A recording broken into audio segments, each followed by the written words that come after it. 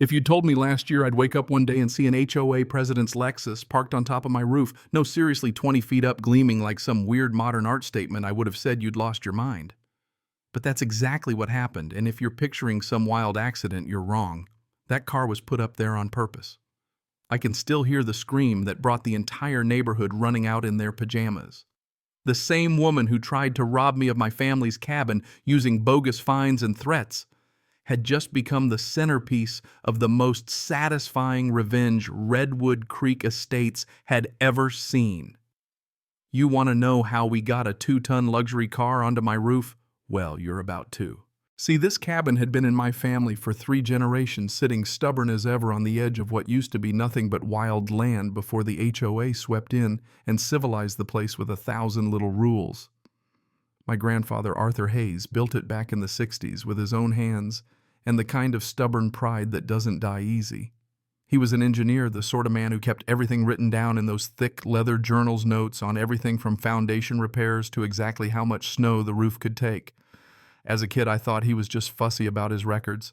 I get it now. He was building defenses, planning for the future, maybe even for this very war.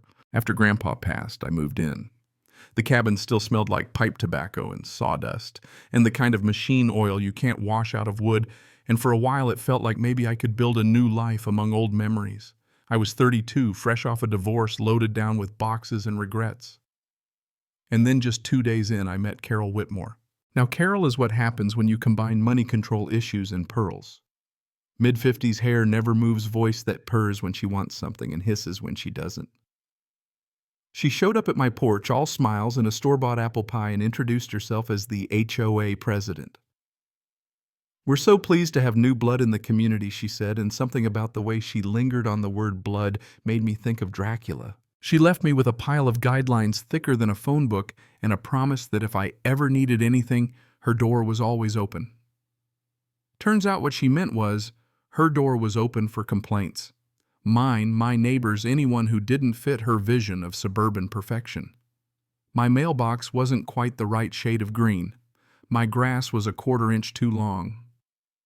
$50 here, $75 there, welcome to the neighborhood. Here's your first fine. When my roof sprung a leak that spring and I went up to fix it myself like my grandfather would have, she caught me up there, phone out, snapping pictures like I was a criminal. "Did you file the architectural paperwork before you started?" she asked, her voice bright as a police siren. I tried to explain about the storm, the water damage, but she didn't care. "Rules are rules," she said, and the next day a $1,000 fine showed up along with a cease and desist order. I stood in my kitchen watching water drip into a bucket, staring at that notice, and I realized this wasn't about keeping up appearances or property values. This was personal. The fines kept piling up, each more ridiculous than the last. Every time I tried to push back, Carol just turned the screws tighter. At the next HOA meeting, I showed up with photos, estimates, the whole 9 yards, ready to argue my case. Didn't matter. Carol ruled that room like a dictator, snapping at board members who dared get a word wrong, especially Elena, the board secretary, who looked like she wanted to be anywhere but there. My repairs, she insisted, were structural modifications and needed months of approvals, environmental impact studies, and more paperwork than the Pentagon. When the vote came, it was 4-1 against me. Elena was the only one who dared say yes. I walked out knowing I was up against more than just one person.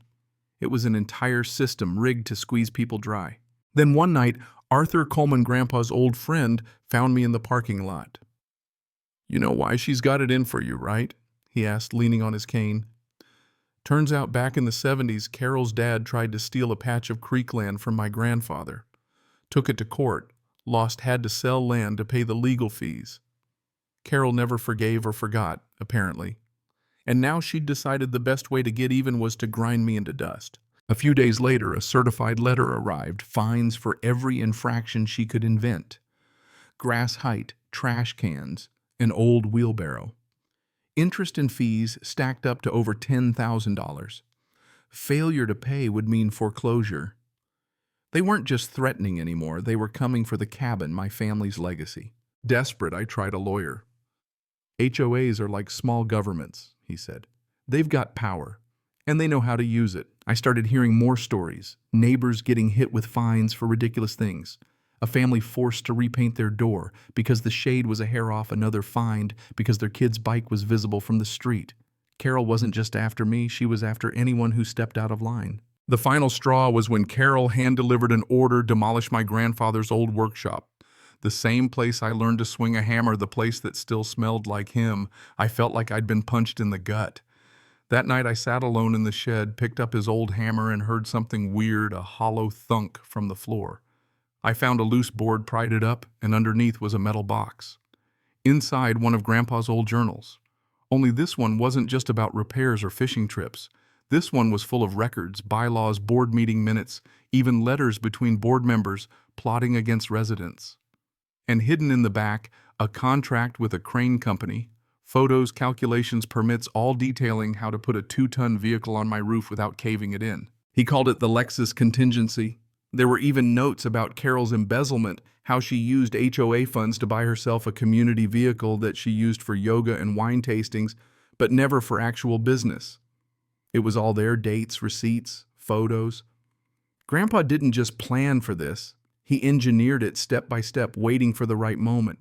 I called the number in his journal, Gunny Morrison, Vietnam vet owner of the crane company. Been waiting for this call for 7 years, he said, laughing. We planned it down to the minute. Friday night, Carol would be at her wine club like always. We'd have enough people to witness it, Arthur, Elena, even a local live stream kid named Tommy who wanted to make it go viral. The night of the energy was unreal. Neighbors trickled in quietly, folding chairs in hand, pretending nothing was happening. The crane arrived big as a dinosaur crew, moving fast and quiet. Carol's Lexus was hooked up and with a soft whine rose straight up into the dark, then over and onto my reinforced roof right where Grandpa planned. The crowd gasped. Tommy's stream blew up. "This is the wildest thing I've ever seen," he whispered to his followers. That's when Carol stumbled out, bathrobe flapping, mascara smeared, shrieking about theft. But I had her on video and paperwork in every way that mattered. According to the bylaws, Carol, I told her, you just violated Article 15, Section 2, no motorized vehicle shall be elevated above ground level. And then I showed her the folder proof she'd used HOA funds for her personal car. Elena stepped up, clipboard in hand. I call for an emergency vote of no confidence. Hands shot up everywhere. Carol's reign ended right there in the dark, her Lexus sitting like a crown on my roof. Word spread. By morning, news vans lined the street, and Tommy's stream had gone mega viral. The HOA board threw her out officially at a packed meeting. Carol tried to fight, but the evidence was too much. For years, she'd bullied and fined and threatened, but when it was her turn under the spotlight, she folded. 3 days later, we held the great unlifting. The whole neighborhood watched as her Lexus was brought back to earth. The battery was dead, of course, so it had to be towed, another humiliation. As Carol slunk away, I caught her eye. She wasn't done. Bullies like her never are.